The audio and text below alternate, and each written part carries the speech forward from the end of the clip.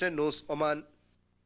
ഒമാനിലെ മുജന്ത ഇന്ത്യൻ സ്കൂളിൽ ഇന്ന് റിപ്പബ്ലിക് ദിനാഘോഷ പരിപാടികൾ ഉണ്ടായിരുന്നില്ല. 1600-ലധികം വിദ്യാർത്ഥികൾ പഠിക്കുന്ന ഈ വിദ്യാലയത്തിൽ ഇന്ത്യയുടെ വളരെ പ്രാധാന്യം അർഹിക്കുന്ന ദിനം ലാഘവത്തോടെ കണ്ട സ്കൂൾ മാനേജ്മെന്റിനെതിരെ രൂക്ഷ വിമർശനവുമായി രക്ഷകർത്താക്കൾ രംഗത്തെത്തി.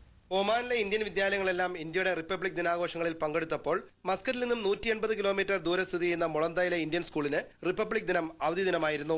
70-ലേറെ അധ്യാപകരും 1615ഓളം വിദ്യാർത്ഥികളും ഉൾപ്പെടുന്ന ഈ സ്കൂളിൽ ഇന്ത്യയുടെ ഏറ്റവും പ്രാധാന്യമർഹിക്കുന്ന റിപ്പബ്ലിക് ദിനത്തിൽ യാതൊരു തരത്തിലുള്ള ആഘോഷങ്ങളോ ബോധവൽക്കരണ പരിപാടികളോ ആസൂത്രണം ചെയ്യാതെയും സ്കൂൾ മാനേജ്മെന്റ് കമ്മിറ്റിയുമായി ആലോചിക്കാതെയുമാണ് പ്രിൻസിപ്പൽ സ്വയമേ സ്കൂളിന് അവധി അഥവാ ക്ലാസ് ഫ്രീ ദിനം പ്രഖ്യാപിച്ചത്. മുളന്ത സ്കൂളിലെ ബഹുഭൂരിപക്ഷം രക്ഷകർത്താക്കളും ഇതിൽ അസംതൃപ്തരാണ്. റിപ്പബ്ലിക് ദിനാഘോഷം സംഘടിപ്പിക്കാത്തതിനെതിരെ എംബസിയിൽ പരാതിപ്പെടുമെന്ന് രക്ഷാകർത്താവും മുളന്ത ഇന്ത്യൻ സോഷ്യൽ ക്ലബ് ജനറൽ സെക്രട്ടറിയുമായ വിജയനെ ഏഷ്യാനെറ്റ് ന്യൂസിനോട് പറഞ്ഞു.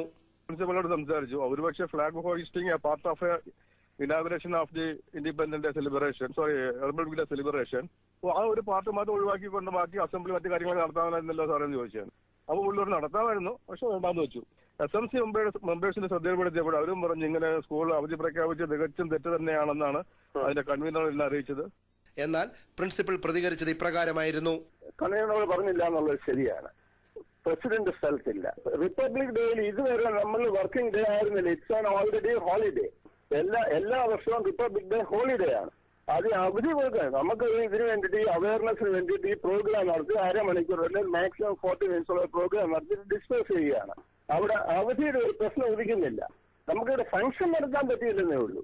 2008 മാർച്ച് മുതൽ മുളന്ത സ്കൂൾ മാനേജ്മെന്റ് കമ്മിറ്റിയിൽ 3 അംഗങ്ങൾ. ആ റിപ്പോർട്ട് പൂർണ്ണമായി പ്രക്ഷേപണം ചെയ്യാൻ കഴിയാത്തതിൽ ഖേദിക്കുന്നു. മറ്റു വാർത്തയിലേക്ക്. ഇന്ത്യയുടെ 61ാം റിപ്പബ്ലിക് ദിനാഘോഷം വിവിധ പരിപാടികളോടെ റിയാദ് ഇന്ത്യൻ